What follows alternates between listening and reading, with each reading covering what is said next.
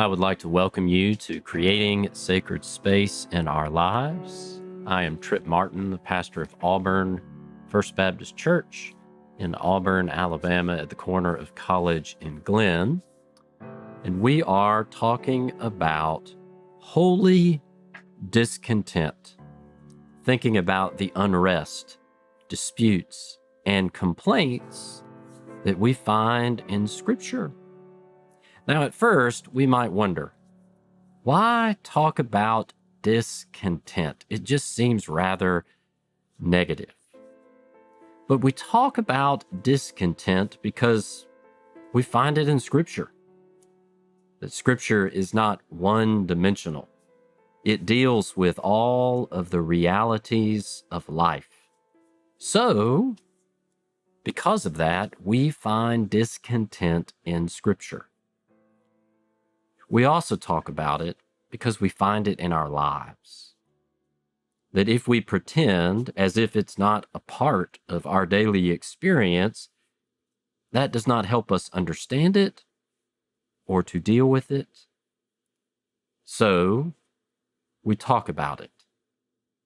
And discontent is not always negative.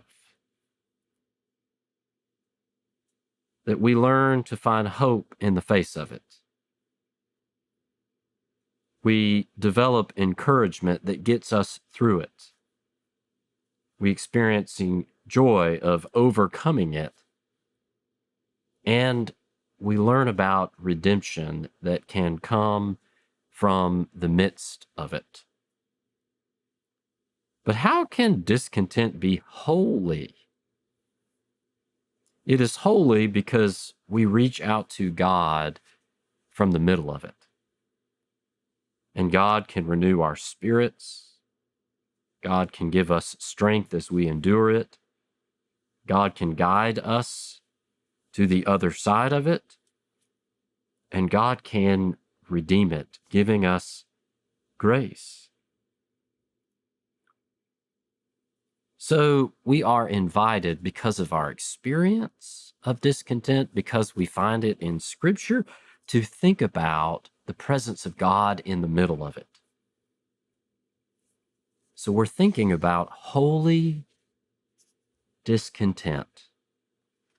And we find different types of discontent throughout all of Scripture. There is general unrest, which we can define very broadly.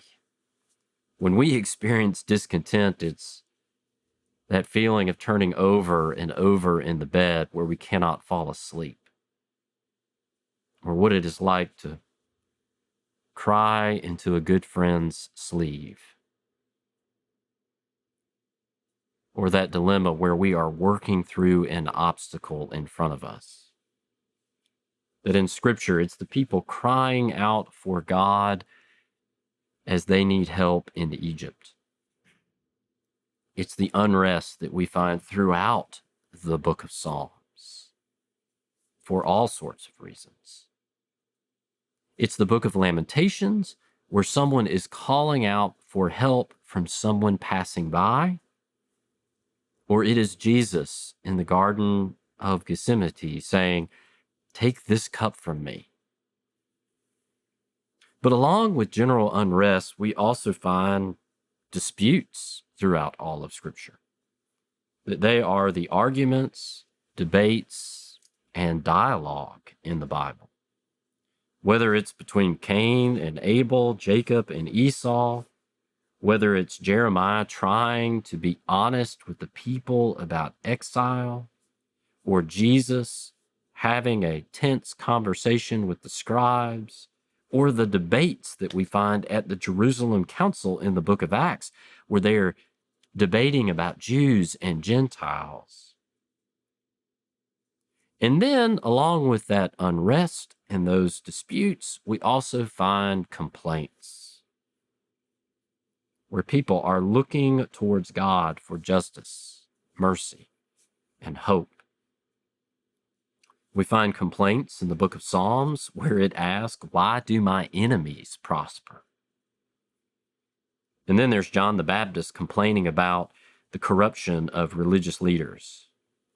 Or there are religious leaders questioning Jesus and their disciples because they don't wash their hands before they eat.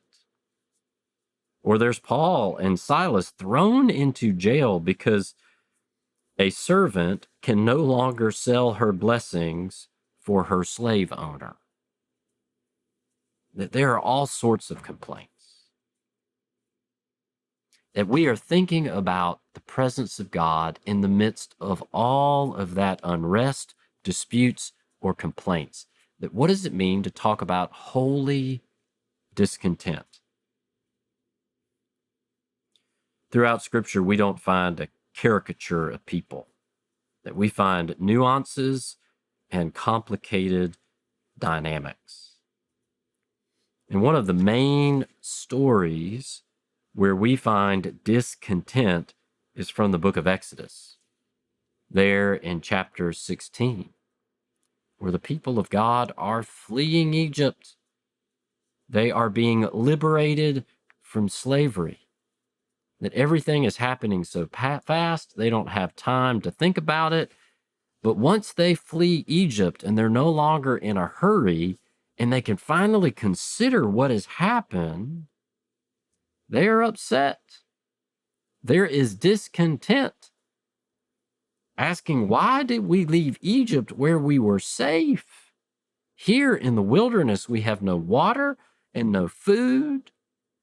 Even though they were free from slavery, they questioned their very survival. So they complained to Moses and to God. That why were they brought out of Egypt only to die in the desert? Now, for us looking back, seeing the big picture, it doesn't make sense to us. Why would they complain after being freed from slavery? But they are now facing insurmountable odds. And in our lives, we don't always have a chance to reflect. We feel as if we're facing difficult odds, and our reaction might be to complain. And we turn to God with those complaints. That perhaps it is just honest dialogue with God. It is just the true expression of how we feel. It's not a rejection of God. That perhaps holy discontent can be a faithful conversation, that we need to speak our minds. We need to be open and transparent. That God prefers honest complaints over deceitful praise. But our discontent is only constructive when we continue to listen. That in the wilderness, God provided manna for the people. It was bread enough for the day. That if we listen, even in our holy discontent, we will receive daily bread. That facing difficult odds, we can speak honestly and openly to God.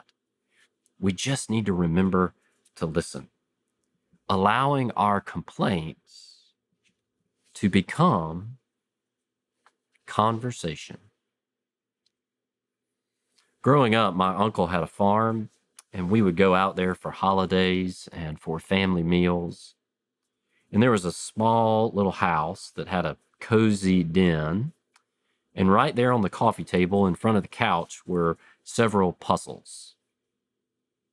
They were the same 3 puzzles that were on the coffee table every year.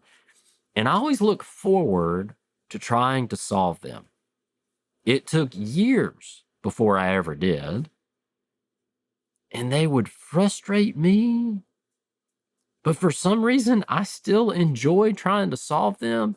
It's like the golfer who goes out and hits 100 bad shots, but on the final hole hits 1 good shot and says, I love this game. I can't wait to play again. And I remember there was a moment where on the 100th time I was trying to solve a puzzle, And I would fall into that pattern of complaining. Why can't I solve this? What am I doing wrong? This is unfair. This is impossible. But on that 100th try, one of my older cousins came over who had solved the puzzle before, and she sat down next to me. And she would start making simple suggestions, not doing it for me, not just showing me how to solve it, but giving me hints, glimmers of hope. I never would have solved it if I didn't listen and if I didn't have help. That there is manna on the ground, which is good news. It reminds us we are never alone. That even speaking up and sharing honestly how we are feeling with God can remind us we are never alone. That God is there listening to our cries, providing simple daily bread.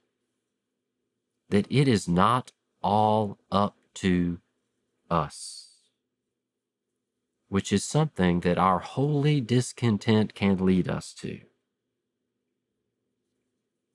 That if it was not for our complaints and our willingness to listen, we might never find a way forward in difficult situations. That our honesty with God can become an open door. It can become a door for us to walk through. It can be the way in which we reach out to God. Sometimes it's the only way that seems accessible to us to reach out to God because of the situation we find ourselves in. We don't have to let our complaints shut us down or insulate ourselves. That our holy discontent can open us up, can make ourselves available to God. It can lead us to God's abiding love, a love that is willing to hear us, however we feel and wherever we are. Let us pray. Gracious God, we are thankful that you are always listening to us. And like the people of God who fled Egypt, you are willing to hear our complaints. May we speak honestly with you, and then may we always be willing to listen, to notice the bread on the ground that gives us strength, that can lead us forward, that can sustain us, renew us, and restore us as we move forward. Amen. If you would like more information about Auburn First Baptist, that can be found at auburnfbc.org.